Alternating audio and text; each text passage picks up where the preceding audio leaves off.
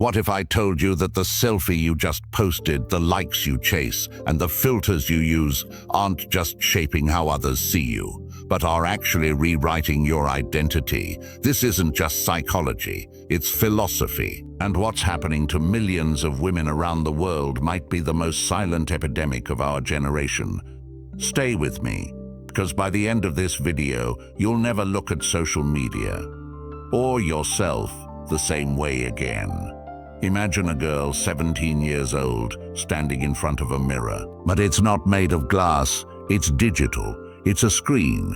Her reflection is not based on reality but shaped by algorithms, filters, likes, and validation from people she doesn't even know. Now zoom out.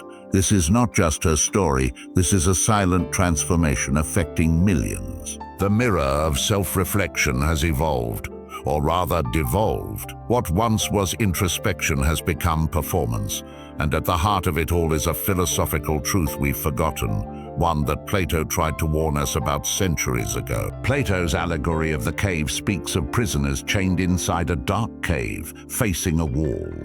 Behind them, shadows are cast by objects passing in front of a fire. To the prisoners, these shadows are reality because it's all they've ever known.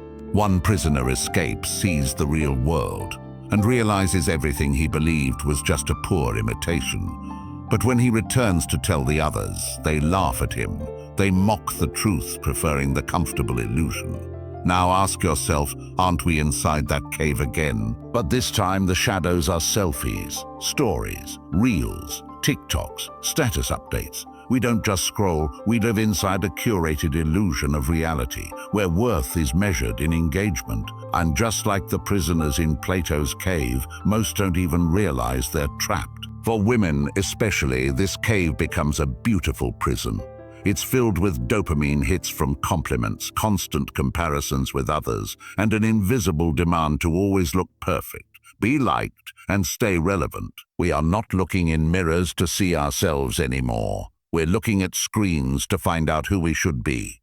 What's tragic and terrifying is that this illusion doesn't feel like an illusion. It feels real.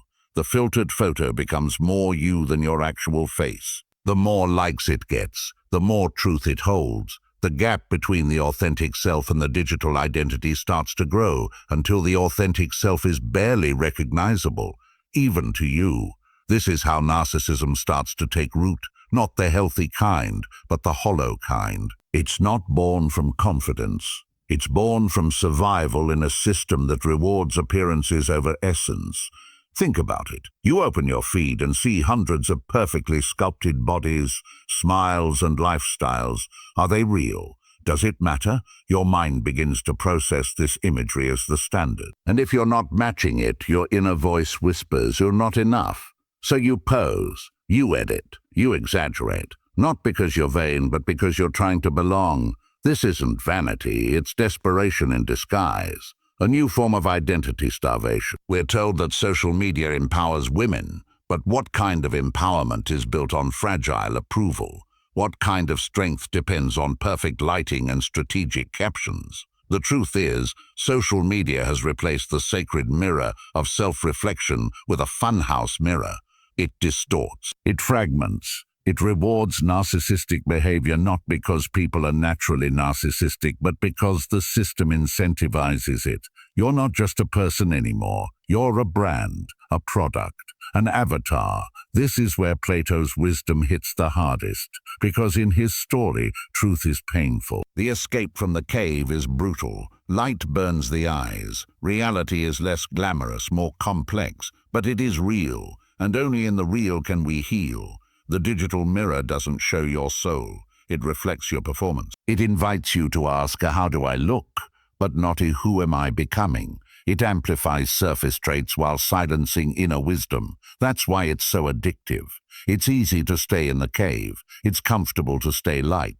But slowly we lose our essence, one post at a time. And for women, who already face centuries of conditioning around beauty, visibility, and validation, the damage runs deep. What was once about self-expression is now about self-presentation. The philosophical self, the deep intuitive self, is being drowned in filters and hashtags. Narcissism, in this sense, is not an inflated ego, it's an empty one, constantly craving external reflection to feel internally whole. So what's the solution? It begins with awareness, with questioning, with stepping back from the screen and asking, what am I trying to prove, and to whom? When you catch yourself needing approval, it's not a flaw, it's a signal, a call to reconnect with something more real, more still, more you. This is only the beginning of what we need to understand. Stay with me, because the next truth will challenge everything you believe. There was a time when worth was measured in character, kindness, wisdom, and resilience. But in today's digital world, that worth has been repackaged into numbers, likes, followers, shares, and views. It's no longer about who you are, but how many people approve of the version of you you've chosen to display. Especially for women, this shift is not just cultural. It's psychological, emotional, and deeply philosophical. We've turned our identities into currencies, and the cost is our peace. Scroll through any platform and you'll see the pattern. The more revealing the post, the more attention it gains. The more polished the skin, the more comments it collects. The more provocative the caption, the more the algorithm pushes it forward. Slowly we learn what works, what gets us seen, what gives us that sweet hit of dopamine. But behind that temporary high is a dangerous loop. A feedback cycle of insecurity dressed up as confidence. Every like becomes a vote of approval. Every comment is a reassurance. We're enough for now, but that for now is the hook. It never lasts. The next post needs to be better. The next photo needs to be more flawless. The standard keeps rising while your self-worth keeps sinking, because when your value is measured externally, it becomes a game you can never win. It doesn't matter if you get 1,000 likes today, tomorrow, the algorithm resets, and so do your feelings. This is where narcissism breeds, not in confidence, but in the fear of becoming invisible. You're not trying to be admired out of pride. You're trying to be seen because the silence feels like rejection, but it's a trap. You're feeding an image, not your soul. You start to feel like your real self is never quite enough, not thin enough, not young enough, not exciting enough. And slowly you become addicted to attention that isn't even about you. It's about the version of you that the internet applauds. But let's go deeper. Why does this system work so effectively, especially on women? Because for centuries, women have been taught that their value lies in how they appear to others. Social media didn't invent this. It magnified it. It digitized it. It made it measurable, addictive, and monetizable. Now beauty isn't just praised, rewarded. It becomes profitable. The line between self-love and self-marketing disappears. You start buying what you see, literally and metaphorically. Beauty products, body trends, lifestyles, personalities. The influencers become role models. Not because of who they are, but because of how well they've mastered the game. You don't follow them because they're wise. You follow them because they've figured out how to win attention, and part of you wants to win too. But here's the catch. When your worth becomes a number, your identity becomes a performance. You become less of a human and more of a brand. You curate yourself like a product, optimizing every trait to match what sells best. And the more this performance is rewarded, the more you detach from your essence. You stop asking, am I happy? And start asking, am I trending? This is how the loop tightens. More attention leads to more insecurity. More insecurity leads to more performance. More performance leads to more emptiness. And all of it is masked as empowerment. But there is nothing empowering about constantly seeking validation from strangers. There is nothing strong about needing to be seen, to feel real. True worth is quiet. It doesn't shout for approval. It doesn't refresh its feed to feel alive. It knows who it is without needing to prove it. But social media doesn't reward quiet confidence. It rewards spectacle. It pushes those who exaggerate, who dramatize, who seduce attention. And women, in trying to survive this digital ecosystem, are taught that the only way to matter is to be desired.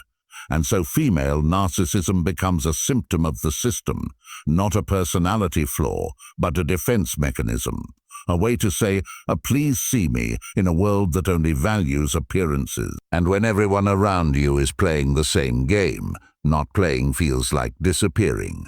So you join in, you perform, you post, you pretend, you begin to measure your worth through pixels, and in doing so you lose the one thing that could never be quantified, your essence. The philosophical wound here is deep. It's not just emotional, it's existential. You're not just insecure, you're disconnected. You've been taught to chase reflections instead of truth, to build yourself for approval instead of building yourself for purpose. And every time you seek validation from outside, you move further away from the inside, the part of you that is already whole. It's time we ask different questions. Not, how many people like this? But do I like the person I'm becoming? Not, am I being seen? But am I being real? Until we stop measuring our value through likes and start reclaiming it through truth, we'll remain stuck in the loop, performing, pretending, slowly forgetting who we were before we started chasing applause. The loop only breaks when you stop playing. When you realize you were never meant to be a brand, you were meant to be a soul. And souls don't need to be marketed. They need to be remembered. Let this be the moment you remember yours. There comes a point when the noise becomes unbearable. The likes, the scrolling, the constant checking of notifications, it all starts to feel hollow. You laugh at a post, but you don't feel joy. You share something relatable, but deep down, you feel lost. You smile for the camera, but when the screen goes dark, so do you. That's the echo chamber. It's not just a place where opinions repeat. It's a space where identities are trapped, bouncing back the same reflections, until you begin to believe that the echo is your truth. But here's the truth no one tells you. The echo chamber is not just a technological flaw. It's a philosophical crisis. It conditions you to see only what aligns with your persona and never what challenges your soul. You are not just hearing repeated messages, you are being shaped by them. Your ego is being built, brick by brick, with feedback loops that validate a version of yourself that may not even be you. And the more that version is affirmed, the more the real you gets buried beneath it. For women especially, this echo chamber can feel like safety. It offers applause. It rewards beauty. It says you're doing great, even if you're silently crumbling inside. You post a beautiful photo after crying all night, and the comments tell you you're glowing. You speak empowerment while feeling powerless. You say, I don't care what anyone thinks, while refreshing your feed every 5 minutes to see who's watching. The ego thrives here, not as arrogance, but as armor. But what is the ego, really? It's the mask, the role, the carefully constructed identity built to survive in a world that often feels unsafe. It tells you to be admired, to be right, to be wanted. And in the digital world, ego becomes your brand. You polish it, protect it, perform it. But essence, that's something entirely different. That's the part of you that exists beneath all the layers, quiet, deep, and untouched by trends. It's who you are when no one's watching. The escape from the echo chamber is not loud. It doesn't come with applause. It comes with discomfort, with silence, with questions that interrupt the narrative. Questions like, why am I really posting this? What part of me needs this attention? What am I running from? These are not easy questions. They don't fit in a caption. They can't be answered with emojis, but they open doors, doors that lead you out of the loop and into truth. You start to notice things, that your mood depends on engagement, that your confidence rises and falls based on comments, that you're performing a version of yourself you don't even believe in anymore. And that realization, that's the beginning of freedom. Because when you become aware, the spell starts to break. You see the game for what it is, and slowly you begin to want something more. Not more likes, but more meaning. Not more followers, but more presence. This is where philosophy becomes practical. Not abstract, not academic, but essential. It teaches you to question what seems normal, to pause in a world that never stops, to understand that growth doesn't happen through validation. It happens through introspection, through the courage to sit with your real self, even when she's messy, insecure, confused, or broken. especially then. Escaping the echo chamber is not about deleting apps or disappearing from the internet. It's about detaching your identity from the noise. It's about choosing stillness over scrolling, depth over display, essence over ego.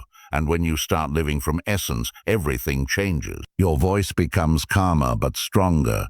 Your beauty becomes less about looks and more about presence.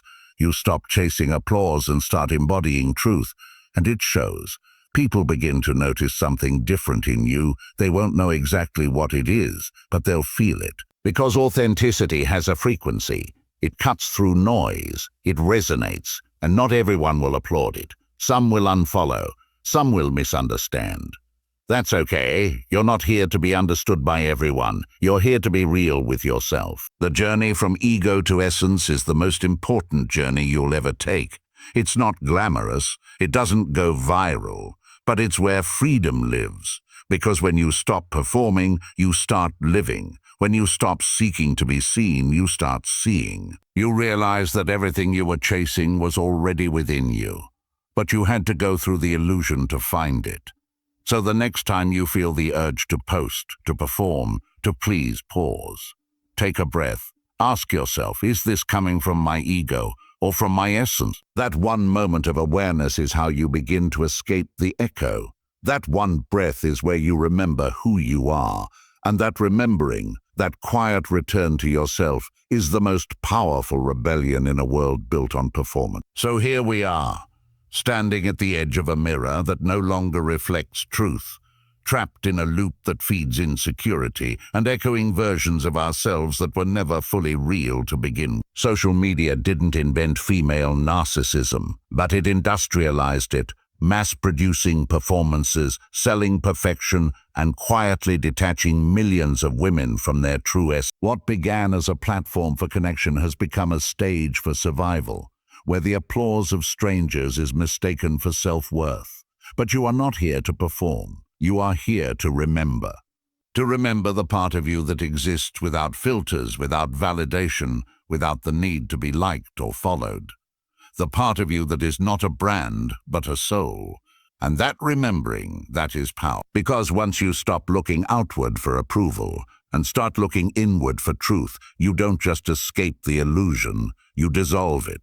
So unplug, not out of rebellion, but out of reverence. Step back from the noise, not to disappear, but to reappear as yourself, the real you, the one that never needed a screen to shine.